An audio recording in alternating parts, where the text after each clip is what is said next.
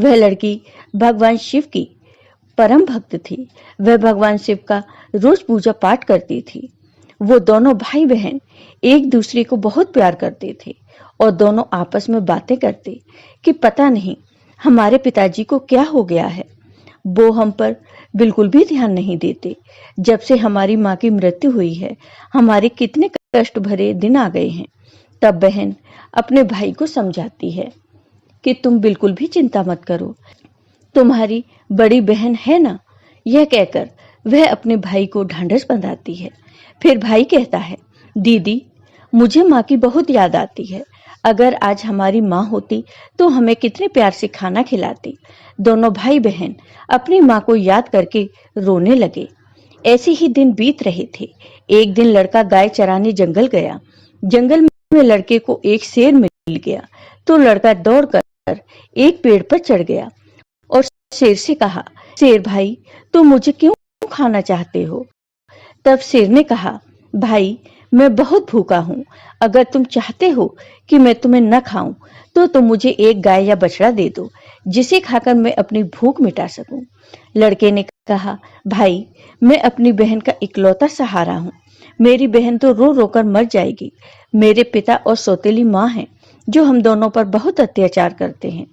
मैं अपनी बहन की उम्मीद नहीं टूटने दे सकता। अगर फिर भी तुम्हें मुझे खाना है या गाय और बछड़ा खाना है तो मैं नहीं कह सकता, क्योंकि इसके लिए मुझे अपने माता पिता से पूछना होगा। तब शेर ने कहा, ठीक है, कल तुम अपने माता पिता से पूछकर आना। फिर लड़का शाम को अपने घर गया और अपने पिता से कहा, पिताजी आज मुझे जंगल में शेर मिला। अभी पूरी बात हुई भी नहीं थी कि उसके पिता ने उसके 2 चांटे लगा दिए। फिर वो रोने लगा। रोते रोते उसने कहा, पिताजी मैं आपसे कुछ कहना चाहता हूँ, आप मेरी बात तो सुन लीजिए। जैसे तैसे लड़के ने अपने पिता को सारी बात बताई कि जंगल में उसे कल एक शेर मिला था, वह मुझे खाएगा या गाय और बछड़े को। यह सब बात उसकी सौतेली माँ सुन रही थी। उसने कहा कि गाय और बछड़ा कम नहीं होने चाहिए। पता है वो कितने कीमती हैं। उनके दूध से ही तो हमारा घर चलता है और तुम्हारे बिना तो हमारा कुछ नहीं बिगड़ेगा। इसलिए अच्छा है शेर तुम्हें ही खा जाए। अब वह बेचारा दुखी मन से अपनी बहन के पास गया। उसकी बहन ने खाना खिलाया और पूछा कि तुम इतने उदास क्यों हो। तब लड़के ने सारी बात अपनी बहन को बता दी। तब उसकी बहन उसे समझाने लगी कि तुम तो मेरी जिंदगी का आधार हो। भाई तुम्हारे बिना तो मैं जीने की सोच भी नहीं सकती। अगर तुम्हें कुछ हो गया तो मैं भी जिंदा नहीं रहूंगी। इसलिए तुम जंगल को जाना और एक बछड़ा शेर को खाने को दे देना। अगर गाय जिंदा रहेगी तो बछड़ा तो और आ जाएगा। और उसके पिता ने भी यही कहा था कि शेर तुझे खा जाएगा तो पुत्र तो और भी हो जाएगा। ये सारी बातें बहन ने सुन ली थी। तो भाई ने कहा, ठीक है बहन। दूसरे दिन वह फिर जंगल में गया तो शेर उसका इंतजार करता मिला। शेर ने कहा, कहो तुम अपने माता पिता से आज्ञा लेकर आए हो या मैं तुम्हें खाऊं। तब लड़के ने सारी बात शेर को बताई और कहा, मेरी बहन ने कहा है कि तुम एक बछड़े को खा लो। फिर शेर बछड़े को लेकर अपनी गुफा की तरफ चला गया और लड़का खुशी खुशी अपनी गाय चराने लगा और शाम को अपने घर आ गया तो उसके माता पिता गाय बछड़ों की गिनती करने लगे तो एक बछड़ा कम था। वो समझ गए कि वह बछड़ा लड़का शेर को दे आया है। इस बात पर वो दोनों बहुत गुस्सा हो गए और उसे मारने लगे। उसके पिता ने उसे डंडे से इतना मारा कि वह बेहोश होकर गिर पड़ा। उसकी बहन यह सब देख रही थी और उसको बहुत बुरा लग रहा था, लेकिन वो कर भी क्या सकती थी। जब उसके माता पिता चले गए तब बहन अपने भाई को उठाकर कमरे में ले गई और उस पर पानी के छींटे मारे। जब वह होश में आ गया तो उसे पानी पिलाया, खाना खिलाया और दोनों भाई बहन बहुत देर तक रोते रहे। फिर बहन ने कहा, भाई अब तुम्हारा यहाँ रहना खतरे से खाली नहीं है। मेरे पास माँ की ये निशानी, ये अंगूठी है। तुम ये अंगूठी पहन लो और ये घर छोड़कर चले जाओ। अगर तुम जीवित रहोगे तो मुझे आस रहेगी और हम कभी न कभी जरूर मिल जाएंगे। भाई की समझ में बहन की सारी बात आ रही थी, लेकिन उसने कहा, बहन तुम ठीक कह रही हो, लेकिन मैं तुम्हें यहाँ अकेले छोड़कर कैसे चला जाऊं? माँ तुम पर भी तो अत्याचार करती है, सब काम करवाती है, मारती पीटती है। तब बहन ने कहा, भाई अगर तुम ठीक रहोगे तो मैं सब सहन कर लूंगी, लेकिन तुम यहाँ से चले जाओ। भाई अपनी बहन की बात मान लेता है और एक धागा उठाता है और अपनी बहन की कलाई में बांध देता है। ये मेरी निशानी है, जब भी हम मिलेंगे तो ये देखकर एक दूसरे को पहचान लेंगे। तुम ये धागा टूटने मत देना। बहन ने कहा, ठीक है। जब दोनों भाई बहन बातें कर रहे थे तो उनकी सौतेली माँ सब बातें सुन रही थी। तब वह मन में सोचने लगी, अच्छा ये बात है, अब मैं इन्हें मजा चखाती हूँ। जब लड़का और लड़की सो गए तो सौतेली माँ ने अपने पति से कहा कि मुझे तो इस लड़के का मांस खाना है। पति ने कहा, ठीक है, अगर तुम्हारी ज्यादा इच्छा होती है तो मैं अभी इसका मांस लेकर आता हूँ। बाप इतना निर्दयी, इतना कठोर हृदय का हो गया कि उसने अपने बेटे को उठाया और बाहर ले गया और कुल्हाड़ी से उसके छोटे छोटे टुकड़े कर दिए। फिर टुकड़े लेकर अपनी पत्नी के पास आया, ये लो, खा लो। तब उसकी पत्नी ने उन टुकड़ों की सब्जी बनाई और खाना बनाया। फिर उसने एक थाली अपने लिए और एक पति के लिए लगाई। तभी उसके मन में विचार आया कि भाई बहन का बहुत गहरा प्यार है, तो बहन को उसके भाई का मांस जरूर खिलाना चाहिए। तो उसने बहन को बुलाया और एक थाली उसके लिए भी लगाई और कहा, खाओ। तब बहन सोचने लगी कि इतने प्यार से तो माँ ने कभी खाना नहीं दिया, जरूर कोई बात है। जब वो खाना खाने लगे तो बहन ने देखा कि थाली में वही उंगली आ गई जिसमें वह अंगूठी थी। बहन तुरंत समझ गई, क्योंकि वह सुबह से अपने भाई को खोज रही थी, लेकिन वह उसे कहीं दिखाई नहीं दिया। उसका शक यकीन में बदल गया वह अंगूठी देखकर। अब वह अंदर जाकर जोर जोर से रोने लगी और भगवान शिव से कहने लगी, हे भगवान, ये क्या हुआ? इन लोगों ने मेरे भाई को मार डाला, अब मैं अकेली रह गई। वह रोई जा रही थी। तभी उसे बड़े बूढ़ों की बात याद आई कि किसी इंसान की मुक्ति तब तक नहीं होती जब तक कि उसकी अस्थियां नदी में विसर्जित नहीं होती। उसने सोचा, मेरे भाई की भी तो मुक्ति भी नहीं होगी, ये लोग तो उसे मारकर खा गए। तभी उसने वह उंगली उठाई और चलते चलते वह नदी के किनारे पहुंच गई। वह उंगली को अपने हाथों में लेकर जोर जोर से रोने लगी। वह भगवान को याद कर रही थी, क्योंकि वह लड़की बहुत धार्मिक थी। वह रोज भगवान शिव का पूजा पाठ किया करती थी, सोमवार का व्रत रखती थी और हमेशा भगवान से यही प्रार्थना करती थी कि हे भगवान, मेरे भाई की रक्षा करना। उस दिन भी वह रोते रोते कह रही थी, हे भगवान, मेरा इस संसार में कोई नहीं है। एक भाई था, उसे भी तुमने ले लिया, माँ को तो पहले ही छीन लिया। अब मैं किसके लिए जीवित रहूंगी? मैं कैसे रहूंगी? अब मैं भी इसी नदी में कूदकर अपनी जान दे दूंगी। फिर वह उंगली उसने नदी में डाली और भगवान से प्रार्थना की, हे भगवान, मेरे भाई को मुक्ति देना। वह जहां कहीं भी है, उसकी आत्मा को शांति मिले। फिर नदी में कूदने वाली होती है तो उसने देखा कि जो उंगली उसने नदी में डाली है वह तोता बनकर उड़ गया और नदी के पास एक पेड़ था, वह उस पर जाकर बैठ गया। फिर तोते ने कहा, बहन, तू क्यों दुखी होती है? मैं तेरा भाई हूं। बहन, तुमने ये बहुत अच्छा किया जो तुमने ये उंगली नदी में डाल दी। इससे मेरी मुक्ति हो गई और मुझे तोते का जन्म मिल गया। बहन, तुम चिंता मत करो, मैं तोता बनकर भी तुम्हारी हर तरह से मदद करूंगा।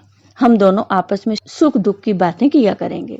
यह देखकर बहन बहुत खुश हुई कि चलो, मेरा भाई साथ तो है, किसी भी रूप में सही। फिर बहन घर वापस आ गई। सौतेली माँ उससे सारा काम करवाती और बहुत खुश होती कि चलो, इसके कोई भाई नहीं है, इसके भाई से तो पीछा छूटा। लेकिन वह लड़की जल्दी से अपना काम पूरा करती और बाग बगीचे में जाती। वहां उसका भाई उसका इंतजार करता रहता था। दोनों भाई बहन खूब बातें करते। वह अपनी बहन को अच्छे अच्छे फल खिलाता। सावन का महीना चल रहा था। लड़की सावन महीने में पूजा पाठ करती, सावन सोमवार का व्रत रखती और पूजा पाठ करने के बहाने ही वह बगीचे में जाती थी। भाई ने बहन से कहा, बहन तुम चिंता मत करना, यदि माँ पिताजी तुम्हें यहाँ न आने दें तो मैं घर के बाहर किसी डाल पर तुम्हें बैठा दिखाई दूंगा। बहन बहुत खुश थी, वह मन से बहुत खुश रहने लगी। रक्षाबंधन का त्योहार आने वाला था तो भाई ने सोचा मुझे अपनी बहन के लिए कुछ करना चाहिए। यह वहां निर्दयी लोगों के साथ रहती है, जो उन्होंने मेरे साथ किया कहीं मेरी बहन के साथ न कर दें, मुझे उनसे बदला लेना होगा। फिर उसने भगवान से प्रार्थना की कि हे भगवान मेरी बहन की रक्षा करना। तभी वह एक लोहार के पास पहुंचा। लोहार से तोते ने कहा, पिता ने मारा माँ ने मरवाया, बहन सरासर रोई री, मैं हरियल तोता बन उड़ आया। फिर वह लोहार कहने लगा, तुम क्या कह रहे हो, मेरी तो कुछ भी समझ में नहीं आया। फिर उसने वही दोहराया, पिता ने मारा माँ ने मरवाया, बहन सरासर रोई री, मैं हरियल तोता बन उड़ आया। तोते को बोलता हुआ देखकर उसे उसकी बातें सुनने का मन हुआ। वह कहने लगा, तोता तुम मुझे खुलकर बताओ, तुम क्या कहना चाहते हो। तब तोते ने सारी बात लोहार को बताई। लोहार तोते की बात सुनकर कहता है, तुम्हारी कहानी तो बहुत ही दुख भरी है, यह सुनकर मुझे रोना आ रहा है। तुम बताओ, तुम मुझसे क्या चाहते हो, अगर तुम चाहो तो मैं तुम्हारे लिए अपनी जान भी दे सकता हूँ। तब तोते ने कहा, मुझे कुछ नहीं चाहिए, बस तुम मेरे लिए एक ऐसी कटार बना दो जो तलवार से भी तेज हो। लोहार ने कहा, ठीक है भाई। फिर उस लोहार ने तोते के लिए कटार बनाई। कटार बन गई। तोते ने कहा, इस कटार को मेरे पंखों में छुपा दो। लोहार ने कटार तोता के पंखों में छुपा दी। वह तोता वापस पेड़ पर आ गया। उसने अपनी बहन को कुछ नहीं बताया। उसकी बहन उससे मिली, बातें की, साथ में भोजन किया और वह घर वापस चली गई। अगले दिन तोता एक सुनार के पास गया और सुनार से भी वही बातें कही कि बाप ने मारा माँ ने मरवाया, बहन सरासर रोई री, मैं हरियल तोता बन उड़ाया। सुनार ने कहा, तुम क्या कह रहे हो, मेरी समझ में कुछ नहीं आ रहा। वह फिर से वही कहने लगा। सुनार को भी उसकी बातें जानने की इच्छा हुई कि यह क्या कहना चाहता है। सुनार ने तोते से कहा कि तुम मुझे सीधे सीधे बताओ, तुम क्या कहना चाहते हो। तो तोता ने सुनार को भी अपनी सारी बात बता दी। सुनार भी तोते की बात सुनकर बहुत दुखी हुआ। सुनार को उससे बहुत हमदर्दी हो जाती है और सुनार भी उसकी बातें सुनकर रोने लगता है। फिर सुनार कहता है, बताओ मैं तुम्हारी क्या मदद कर सकता हूँ।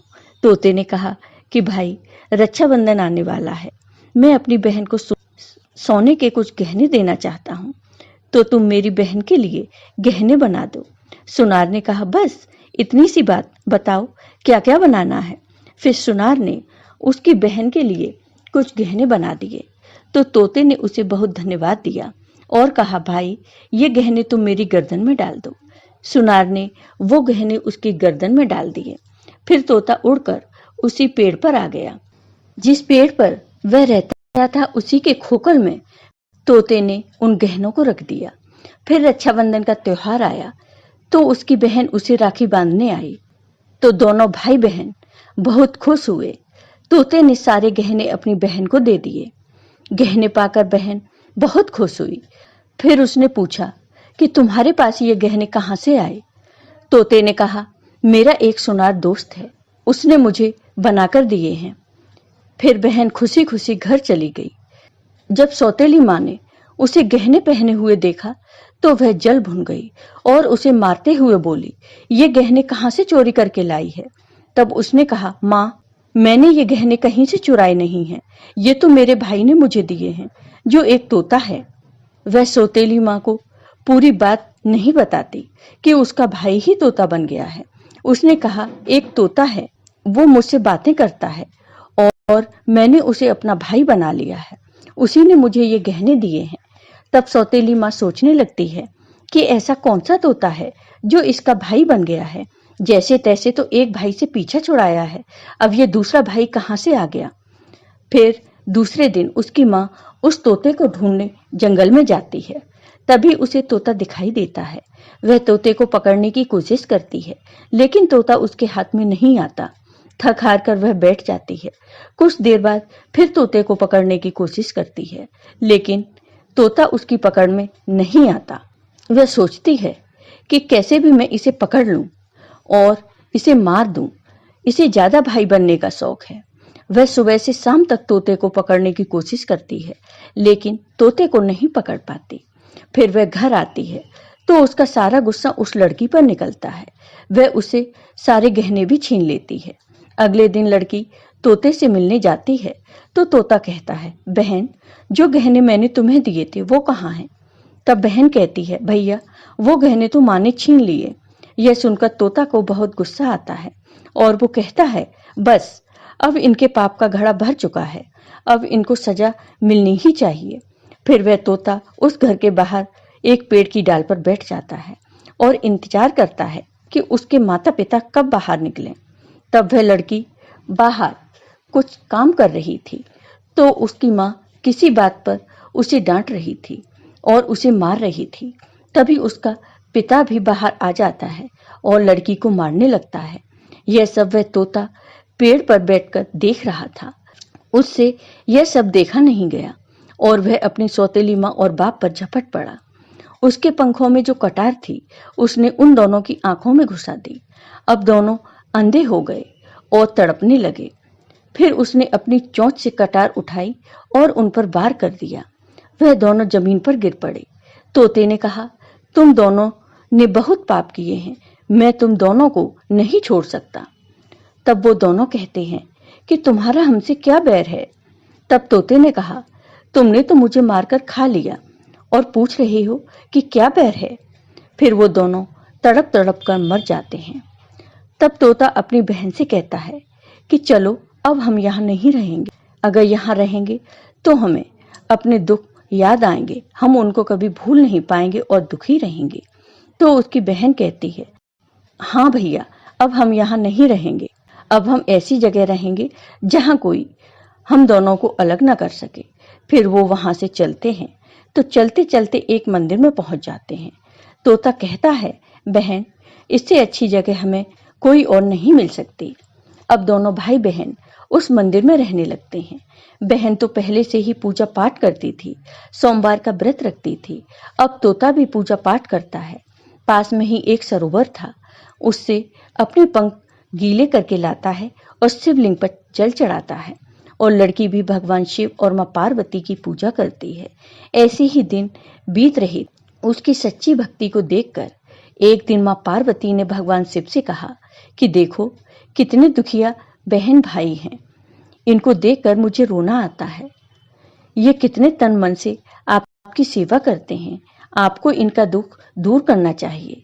तब शिव जी ने कहा, हे पार्वती, ये तो संसार सागर है, हम किस किस का दुख दूर करेंगे। लेकिन पार्वती मां हट करने लगी और कहने लगी, नहीं भगवान, आपको इनके दुख को दूर करना ही होगा। तो भगवान शिव पार्वती मां के हट के आगे मान जाते हैं। जब वो दोनों भाई बहन पूजा कर रहे थे तो भगवान शिव और मां पार्वती प्रकट होते हैं और उनसे मनचाहा वरदान मांगने को कहते हैं। तो लड़की ने कहा, हे भगवान, मुझे कुछ नहीं चाहिए, मैं तो बस इतना चाहती हूँ कि मेरा भाई पहले वाले रूप में आ जाए और हम भाई बहन को कोई अलग न कर सके। उसकी यह बात सुनकर भगवान शिव और मां पार्वती बहुत खुश होते हैं और उन्हें वरदान देते हैं कि उसका भाई पहले जैसा हो जाए। फिर भगवान शिव और मां पार्वती की कृपा से वह लड़का पहले जैसा हो गया और अब भाई बहन बहुत खुश हो गए और भाई बहन खुश होकर भगवान शिव की पूजा करने लगे और बड़े प्यार से रहने लगे। जय हो भगवान शिव की, जय हो मां पार्वती की।